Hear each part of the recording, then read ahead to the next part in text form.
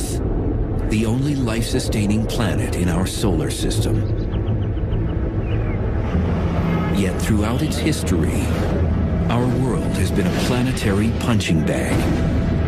Anything that crosses the orbit of Earth could one day slam into the Earth. At this very moment, violent celestial heavyweights roam the universe and threaten to deal the Earth a knockout blow. The power would be like setting off the whole world's armament at one time.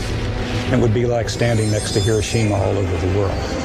Everything in us would get ripped apart, and your body would fly off to infinity. But some scientists and former astronauts are not willing to go down without a fight. They're racing to track down these cosmic killers before they trigger Armageddon.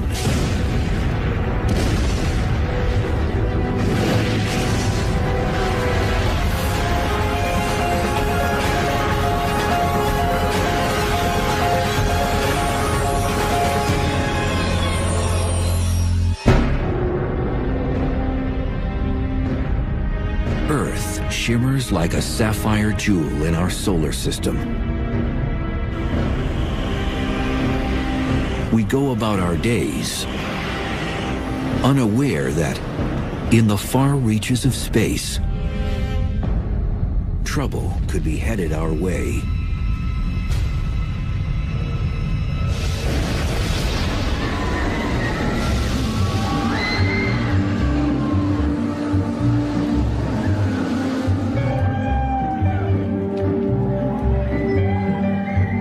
Our solar system is a lot like an amusement park. Earth and most of the other objects carve predictable paths around the sun. Normally, everything is calm and smooth. But at times, things get chaotic and violent.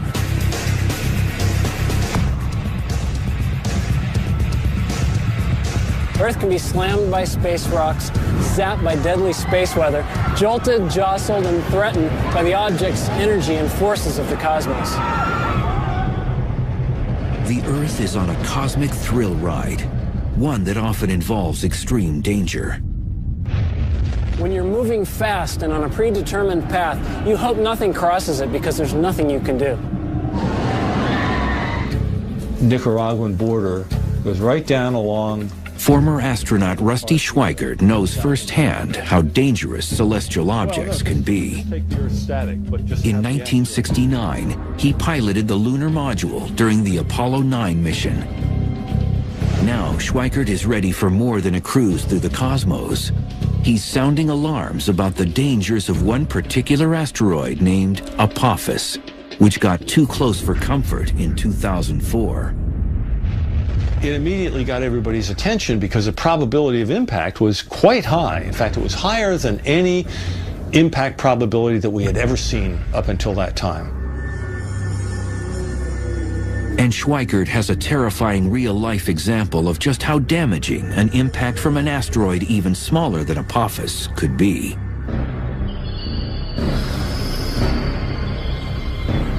June 30th, 1908, 7:15 a.m.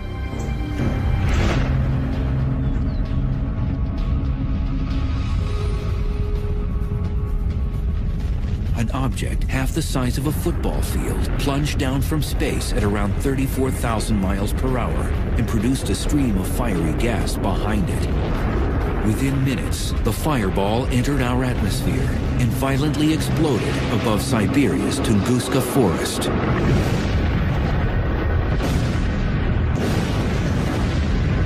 It became the largest explosion on Earth in modern human history.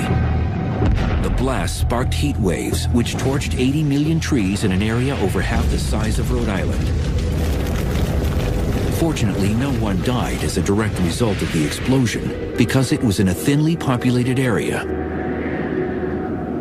If that asteroid hit just a few hours later, it would not have hit Siberia, it would have hit over Europe. And if that had exploded midair over any of the major cities of Europe, 1 million people would have died like that. For the last 100 years, the Tunguska explosion has been shrouded in controversy. Today, many scientists agree an asteroid caused the blast. Incredibly, it never even impacted the ground. Rather, it exploded 5 miles above Siberia's frozen ground. A small stony asteroid can't survive the plunge through Earth's atmosphere. When it smacks into the lower atmosphere, doing about 50,000 miles an hour, it's like an egg smashing onto concrete.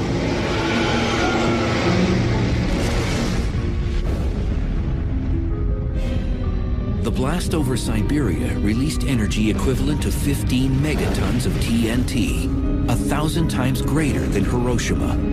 If this were to happen over a large city, it would annihilate it.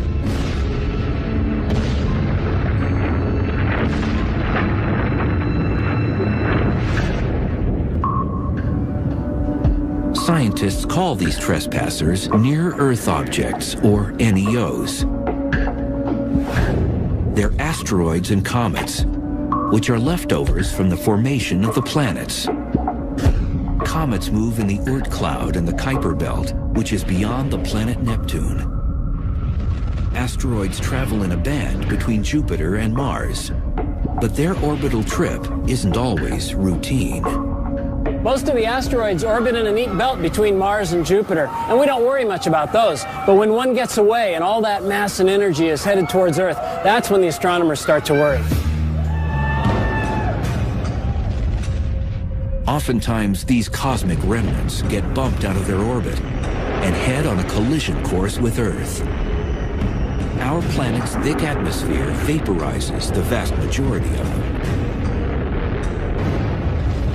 But a larger object can knock through our atmosphere and actually impact the ground. If you want to turn to the cosmos and look at the forces that would have us dead, asteroids striking are real and they're bad. It's happened before, it will happen again. 65 million years ago, an asteroid the size of a small city plummeted down from the sky. It exploded in the Yucatan Peninsula near the present-day Mexican village of Chicxulub with the force of 100 million megatons of TNT. It hits the Earth, cast billions of tons of Earth's crust into the atmosphere, cloaking Earth, blocking out sunlight, knocking out the base of the food chain, and sending a wave of extinction across the tree of life. It is believed the ferocious impact contributed to the mass extinction of the dinosaur. We can think of asteroids as being bad things, but were it not for an asteroid, we wouldn't be here today. Our mammal ancestors were running underfoot, trying to avoid being hors d'oeuvres for T-Rex. T-Rex gets taken out. Well, this opened up an ecological niche that allowed our mammal ancestors to evolve to something more ambitious than a rodent. And out comes the primates, and among the primates we have people. But ironically, the very kind of cosmic boulder that paved the way for humans to exist may one day wipe us off the planet.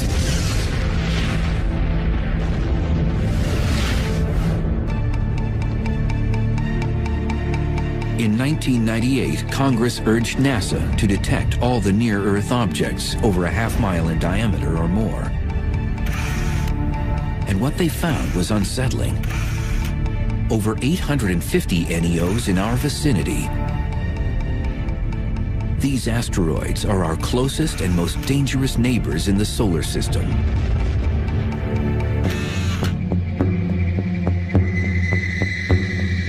Donald Yeomans heads the NEO program at NASA's Jet Propulsion Laboratory. He and his cosmic bounty hunters search for potential killers lurking in our solar system and put them on their most wanted list. Finding these near-Earth objects is somewhat akin to tracking hurricanes. As you track it day after day, you get a better idea of its orbit. You can predict where it's going. You have a better idea of how large it is and if it should hit the Earth, with what sort of velocity. By using telescopic technologies, NASA's SpaceGuard survey has detected over 90% of all NEOs deemed harmful. These frightening objects could strike the Earth with the energy greater than all the nuclear weapons on our planet today. Such an impact could trigger mass extinction. You wouldn't expect one to hit but every several hundred thousand or millions of years. But if one did hit, it could wipe out a fair fraction of the population. So they're very low probability events, but high consequence events. If they hit the Earth, they would have global effects. I mean, not only would you wipe out a continent with really heavy shock waves, but the ejecta would be thrown up in the air and come down all around the planet. The atmosphere itself would get to 1,000 degrees or so, and all the vegetation all over the world where that happened would flash into flames. Cataclysms could also occur with smaller objects. So Congress now asks NASA to locate all NEOs 500 feet in diameter, as wide as the Roman Colosseum. An object that big could decimate a metropolitan area or even a small state. And what worries scientists most is not the asteroids they've discovered, but the ones they have not yet found. But at any given time, there's about 24 objects for which we can't yet rule out an Earth impact.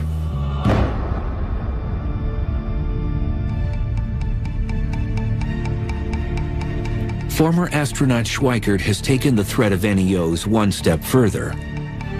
He's appeared before Congress to request a special government agency be responsible for protecting the public from space rocks.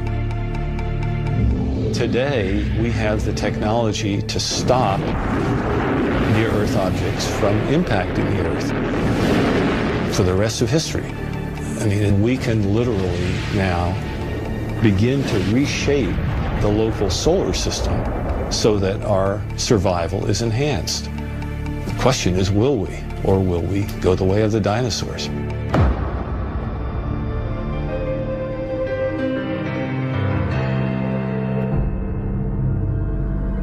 But Schweikert isn't waiting for NASA or Congress to solve the problem. He has his own plans to save the planet from the next asteroid impact.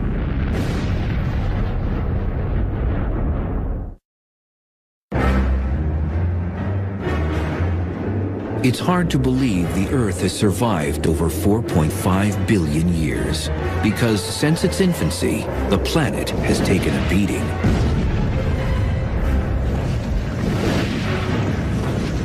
Like a boxer, our world is under constant assault from asteroids that enter our orbit each year. But in the future, Earth could be knocked out. Former Apollo 9 astronaut Rusty Schweikert refuses to be bullied by asteroids. And now he's ready to defend Earth against these harmful rocks. We've discovered that there are these near-Earth objects flying by us all the time. And we've gotten more and more capability to modify our environment to enhance our survival. Schweikert is particularly concerned about an asteroid named 2004 MN4, better known as Apophis. This pockmarked rock, approximately 750 feet in diameter, swept near Earth in 2004. Now it's scheduled to pass dangerously close to our planet again on Friday the 13th in April 2029. So in 2029, Apophis will come closer to us than our own communication satellites orbiting the Earth. It will be so close that people who are in the right place will be able to see Apophis go by the Earth with your naked eye. You won't even have to have binoculars. That's how close that asteroid is going to come. Apophis has an over 99% chance of missing the Earth in 2029. But if Apophis passes the Earth at a distance of exactly 18,893 miles, it may pass through a gravitational keyhole, a narrow region in space a half-mile wide. If this happens, the Earth's gravity could upset Apophis and change its trajectory. It could cause it to return and hit Earth 7 years later, on April 13th, 2036. The gravitational effect of the Earth will cause it to bend, cause the Apophis orbit to enlarge to precisely the size which 7 years later it will come around and hit the Earth. At the present time, Apophis has a 1 in 45,000 chance of delivering a deadly blow in 2036. But even these odds have scientists placing bets. It's one thing to know that there's maybe 1 chance in 45,000 that it's going to hit the Earth, but what you'd like to know, is there 1 chance in 100? Is there 1 chance in 10? Is the probability 1 that it's going to hit the Earth?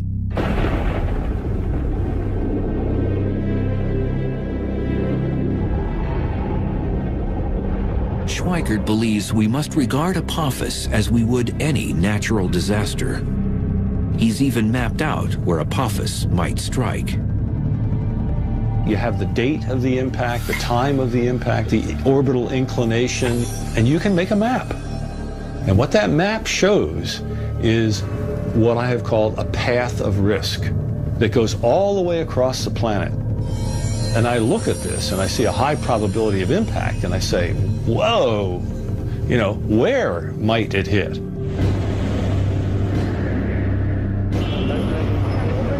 According to Schweikert, Apophis could impact any point along this path of risk.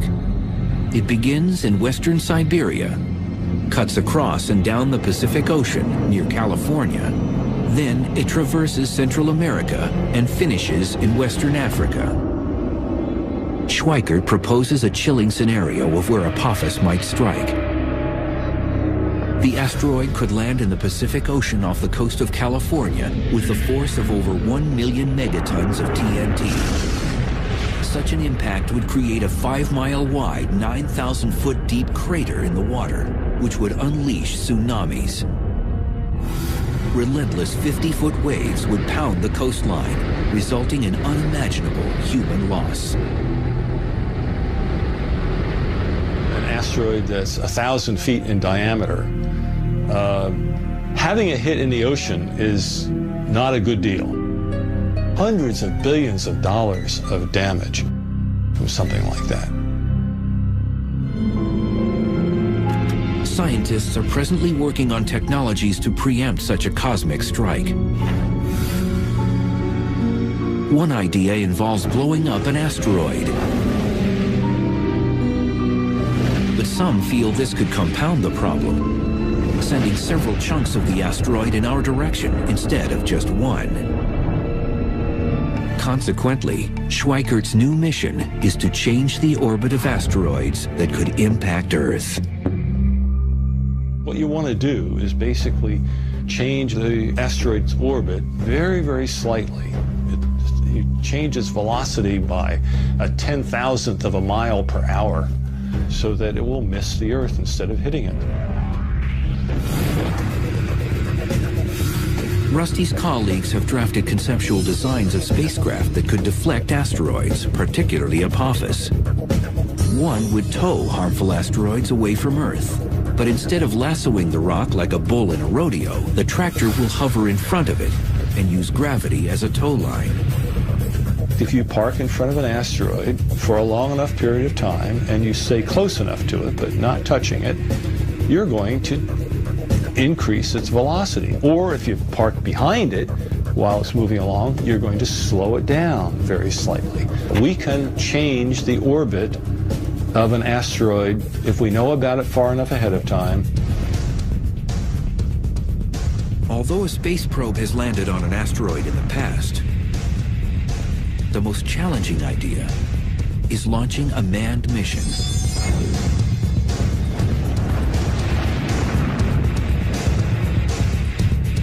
Once landing on the rock, astronauts could mount a radio transponder to track its whereabouts. You could just use a robotic mission to go to an asteroid, land, grab a sample, and bring it back. That's not that difficult. What you gain by a manned mission is they can react to interesting areas on the asteroid surface. They could go here, there, and they wouldn't have to rely on remote navigation. Nicaraguan border. Schweikert insists we should remain on high alert regarding asteroid Apophis, and his cause hasn't gone unheard.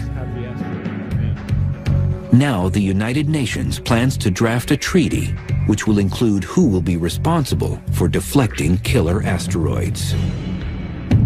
That would be a real crime if we are so irresponsible, knowing that this is going to happen, that we continue to do nothing about it.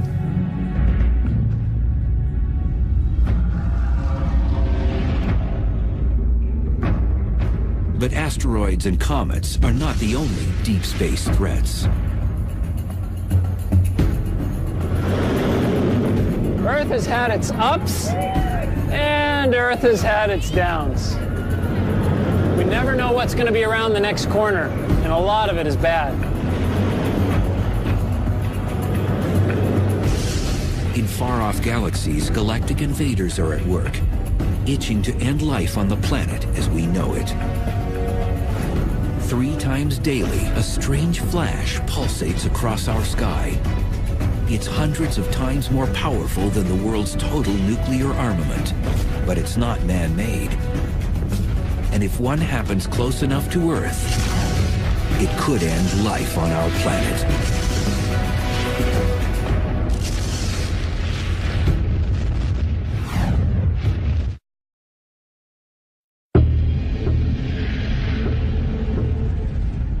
Most Earthlings are unaware of the potential hazards in space, but the list is long and growing. Imagine this.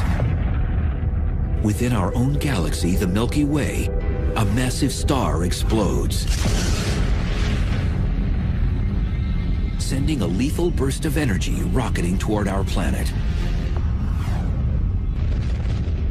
This is a gamma-ray burst, the biggest explosion to rock the universe since the Big Bang. In the cities and countryside below, there's no warning of what's about to happen. And then, it strikes.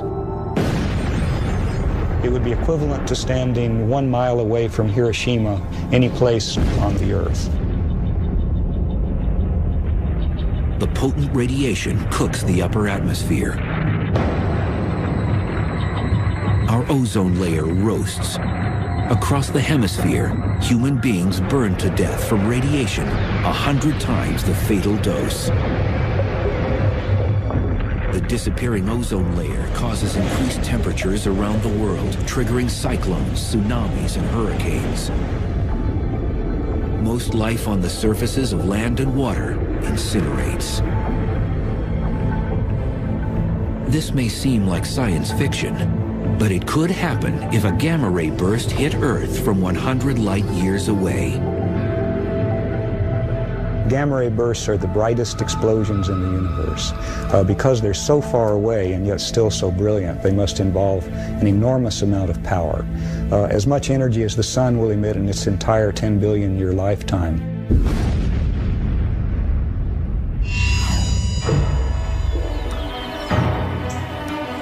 As a young student, Stan Woosley always liked experiments that go boom. Now, the work of this astrophysicist is more than child's play. He's one of the galactic detectives trying to uncover the mysteries behind gamma-ray bursts. We know there are many planets and many stars throughout the cosmos, so there may have been countless civilizations that were destroyed by gamma-ray bursts. These peculiar beams of radiation were first spotted in the 1960s. At first, most astronomers believed these gamma-ray bursts must exist in our own galaxy, the Milky Way, because they're so bright. There were reasons for that. One was that if they were outside the galaxy, the energy was almost unbelievable.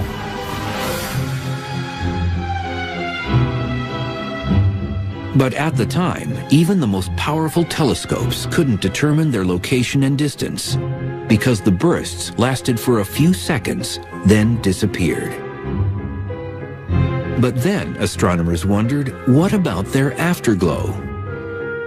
Cosmic explosions typically leave behind some luminous residue that sometimes lasts for days or weeks. In the late 1990s, satellites used upgraded optics and X-ray detectors to finally capture a gamma-ray burst's afterglow. It became clear that gamma-ray bursts actually were cosmological, coming from very far outside of our galaxy, from millions and billions of light years away. And that meant their energy had to truly be astronomical. To get some idea of how incredibly bright a gamma-ray burst is, we could represent the brightness of our sun by this relatively dim LED, and we could represent the brightness of the gamma-ray burst by the very, very intense searchlight that's behind me. Isn't that incredibly bright? Unfortunately, with this comparison, the searchlight is not nearly bright enough to represent fully the gamma-ray burst, and in fact we would need 100 billion such searchlights to have an adequate comparison. The gamma-ray burst is equivalent to the brightness of 1,000,000 trillion suns.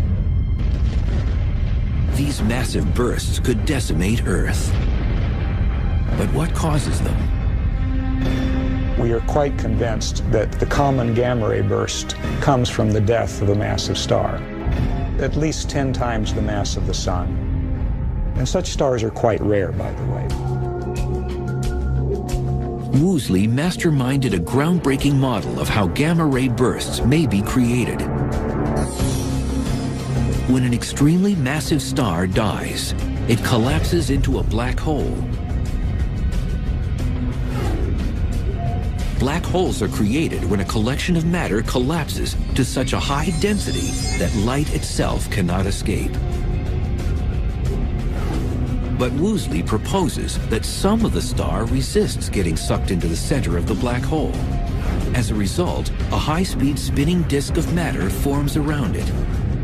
Within seconds, jets of plasma shoot out from its rotational poles. These beams of energy unleash dangerous gamma rays into space. If you can imagine just trying to squeeze a fruit or some kind of sphere of some object into a very small space, things are going to squirt out. And in this case, the squeezing is done very rapidly, and you're talking about a huge amount of mass. At the same time the gamma ray bursts are ejected, the collapsing star explodes or goes supernova to the extreme. One of the reasons gamma-ray bursts are so incredibly bright is that they take an enormous amount of power and then they focus that power into a very small portion of the sky. For every 300 gamma-ray bursts that go off, only one is pointed in our direction, and so we only see one of those 300. Even if a gamma-ray burst were to occur not 100 but 1,000 light years away, the Earth could still face apocalyptic destruction. If a gamma-ray burst happened within 1,000 light years of the Earth, then it would be approximately 500 times brighter than the Sun and emitting gamma rays. The energy delivered to the Earth's upper atmosphere would be like 100,000 megatons of nuclear explosions. The ozone would be depleted. We'd have acid rain, but we'd also have flash burns, incineration of vegetation, perhaps something resembling nuclear winter. So there could be a global extinction of many species. Now, the far side of the Earth would be a special place to be, because gamma rays don't go through the Earth, and if you were on the other side, you wouldn't get flash burned. But the effects of depleting the ozone and changing the composition of the atmosphere would eventually come to the other side, and there the effects are unknown. Statistically, this ghastly scenario has a 1% chance of happening once in the Earth's entire lifetime. But even these odds aren't reassuring if you're living on the planet at that very moment. If you're caught in the beam, that's a bad day for you. If one of these happens in your galaxy and that beam is coming your way, go hide in a cave, because this is very high energy radiation. It's the kind of energy that will decompose your molecules, and you just don't want to be around when that's happening. There currently are no defense measures to shield us from gamma-ray bursts if they happen close to Earth. They travel at the speed of light, 186,000 miles per second. By the time we detect them, they will have already struck our planet. Gamma ray bursts could pose a hazard to the Earth or to anything living that came within their bore site. But as we've seen, they're very infrequent. And there are other things in the heavens and on the Earth that are much more dangerous. Cataclysms routinely erupt in some corner of the universe. And one day, something will snuff out Earth.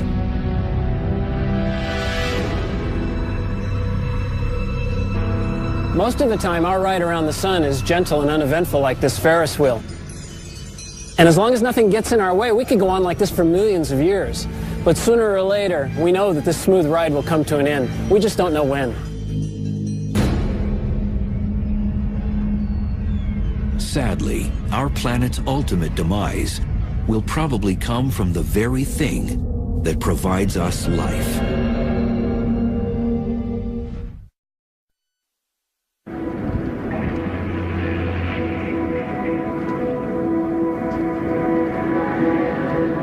Earth maintains a cozy lifestyle, being third rock from the sun. For over 4 billion years, the sun has been an ally, warming and feeding our planet. But in time, our solar heater will become our enemy. The sun and the Earth have a unique relationship to each other. The Earth has a particular temperature, it's a particular size, it has life on it, and oceans, and those things depend on the sun. The sun is at the root of the existence of life on the Earth, and the sun will be at the root of its demise as well. Earth's relationship with the sun will become dysfunctional when our solar mother really turns up the heat. The sun gets hotter because it's burning hydrogen into helium. 4 hydrogen atoms become 1 helium atom. That means there are fewer particles bouncing around inside the sun. And that process basically means that the sun has to get hotter and brighter to hold itself up. As the sun's core gets hotter, its outer parts will swell in size and turn red. If you have a bonfire, you have all this wood there, you build it up, and at some point enough logs get burnt and the thing collapses and you get this huge burst of sparks and it gets much brighter. In a sense it's like that because the sun is right now burning hydrogen into helium, and the helium is the ash of that, if you like. And then as the sun collapses enough, the ash relights and the helium burns into carbon. And that's when things get really hot. At this point, the sun will expand into a red giant and incinerate most complex life on Earth. When the sun becomes a red giant, it will grow to 30 times its size. So the surface of the sun will actually be out beyond the orbit of Mercury. The luminosity of the sun will go up by like 1,000 times. And that's going to make the Earth so hot that the outer crust, the rocks, the solid part of the Earth, will melt. The whole planet would be a glowing ball of lava. The sun will fry the inner planets, and even though the sun will become red and cooler, the Earth will be much hotter. Just leave the Earth a burnt cinder, like a charcoal briquette. So that would be bad for life on Earth. And the Earth's hellish fate isn't over. As a red giant, the sun will fluctuate in size before collapsing into a white dwarf. The sun that was huge suddenly becomes the sun that's very small and extremely dense. It's only about the size of the Earth, sitting down there at the center of our solar system, very much fainter than it used to be, and then everything cools off. And then that object is no longer generating energy either, so it begins to cool as well. So the final fate of the solar system will be to cool off and freeze. Humans will probably have relocated to another planet or become extinct before the sun turns Earth into a snowball. However, the sun may dry up our world much sooner. If the sun doesn't get us at the time of the red giant phase, It may well get us earlier by just becoming bright enough to cause the oceans to evaporate. Water is an essential component for all life. And so if the Earth actually loses all its water, then that's another reason why life might disappear from the Earth, and it would again be the sun's fault. There may be ways for Earth to win a stay of execution.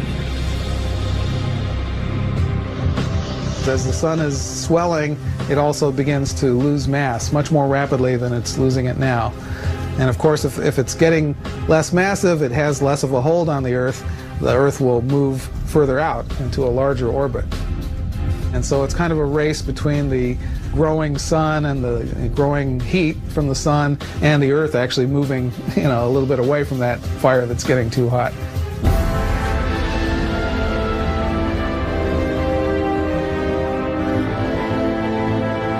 If our planet somehow manages to avoid getting fried or frozen by the sun, its future remains increasingly bleak.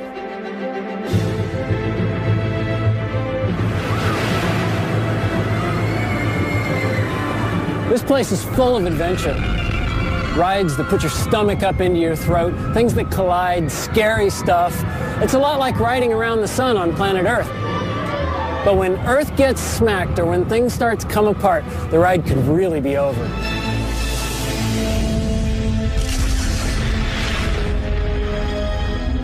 I don't know what that means for the universe to end, because I like time. I live in it. So it's hard to imagine time ending. Today, scientists contemplate our inevitable fate.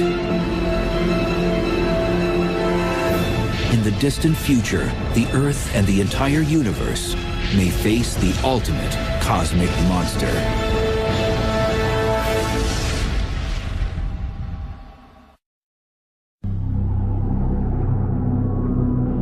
No one suspects that Earth's most lethal enemy lurks amongst the stars. But in the future, and without prior warning, a cosmic Grim Reaper will unleash the ultimate Armageddon.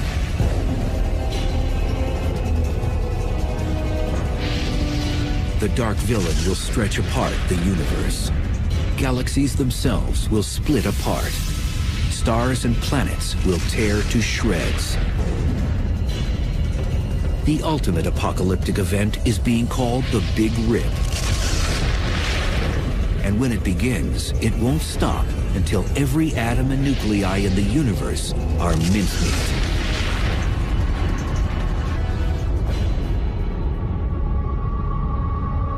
The Big Rip, it really is the end of the universe. It's not like we're the last ones at the party wondering what's going on and we can go do something else. It's really like you've turned off all the lights and the universe just ends.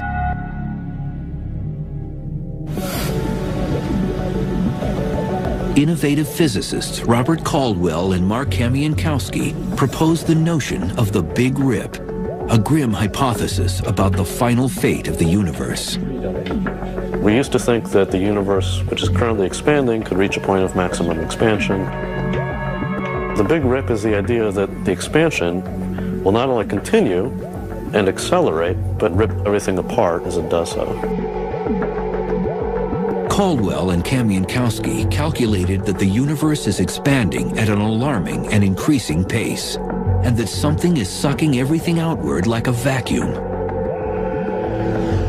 Acting like a galactic vice squad, these young scientists hunt for the cosmic killer. They believe a mysterious phenomenon called dark energy may be the culprit. Figuring out what dark energy is probably the #1 goal of cosmologists today. Dark energy is dark, so you can't see it. We can feel what it is. We feel it through its effects on the gravitational behavior of the universe. There could be some dark energy in this room, under the chair. It's only when you look at its properties on really big cosmological length scales, billions of light years across, that you start to see the cumulative effects of the dark energy. It causes things to be pushed farther away from each other and contributes to the expansion of the universe in a quickening pace. Edwin Hubble, whom the Hubble telescope is named after, first discovered the universe is expanding back in the 1920s. But it wasn't until 1998 when a crack team of scientists measured that this expansion is moving like a runaway train. A nice analogy is to imagine that the universe, our three-dimensional space, is like the surface of a rubber balloon that I'm blowing up. Okay, I'm going to blow up the balloon as a demonstration of the effects of the expansion of the universe. As the balloon gets bigger, that's the depiction of the expansion of galaxies. There's a galaxy, another one. Where's our galaxy? Okay, we live there. Okay, that's our home. As the universe expands, every other galaxy gets farther away from us.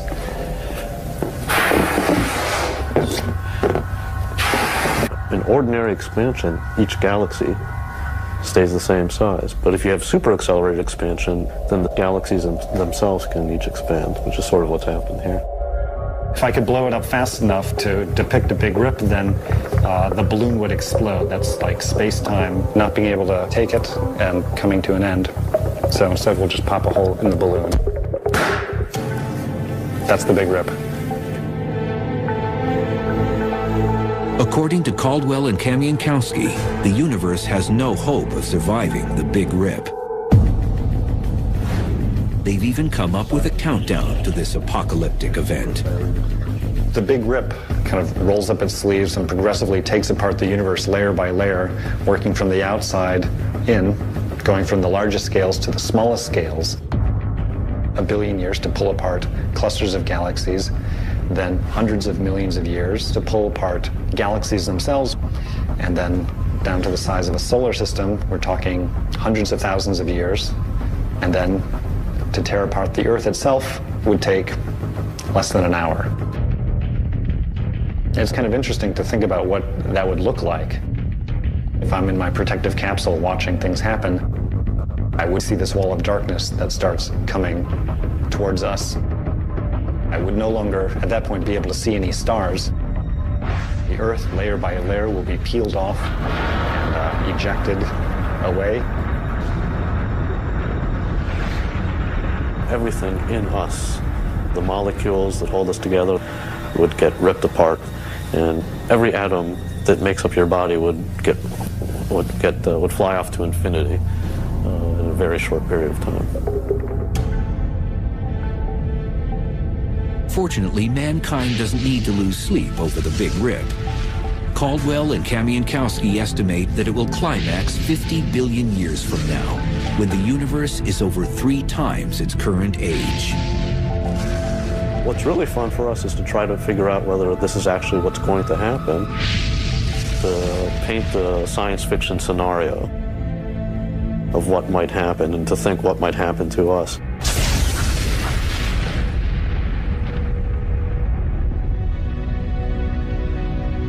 Deep space threats are real. Some could harm us tomorrow, others in the far future. But one thing's certain, something will terminate Earth and probably the entire universe once and for all. It's only a matter of time. It's useful to sometimes think about how fragile our life is here on Earth, that maybe we aren't going to be here for eternity. Maybe there's a hope, but the way it looks, the universe just ends, and that's it.